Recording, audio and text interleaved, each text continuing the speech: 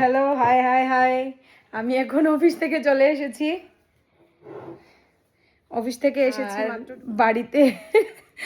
বাড়িতে এসে যদি এরকম হাতের সামনে মুখের সামনে পাওয়া যায়, উফ লাগে।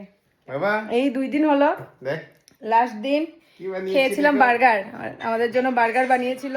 তো বাড়িতে এসে যদি এরকম মুখের সামনে খাবার পাওয়া যায় কিন্তু দারুণ লাগে। তো ভাবলাম জিনিসটা আপনাদের সাথে শেয়ার করি। ইদানিং প্রায় সময়ই হয়।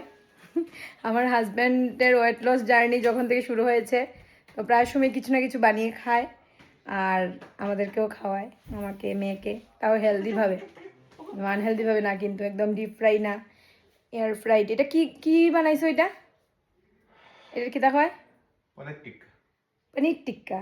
ও আচ্ছা, পনির টিক্কা। এই যে হেলদি পনির টিক্কা, দেখেই লোভ লাগছে। দুপুরবেলাও বানিয়ে খাইয়েছিল।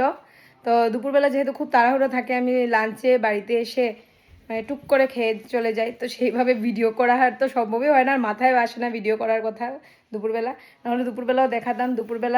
দুপুরবেলা চিকেন কি জানি এটা বানাইছিলা, এয়ার ফ্রাইড চিকেন, এটাও টিক্কা নাকি? না, তন্দুরি চিকেন, সরি নামও জানি না। তন্দুরি চিকেন, উফ, চিকেনটা তো আরও দারুণ হয়েছিল। তো এই যে ভীষণ ভালো লাগছে।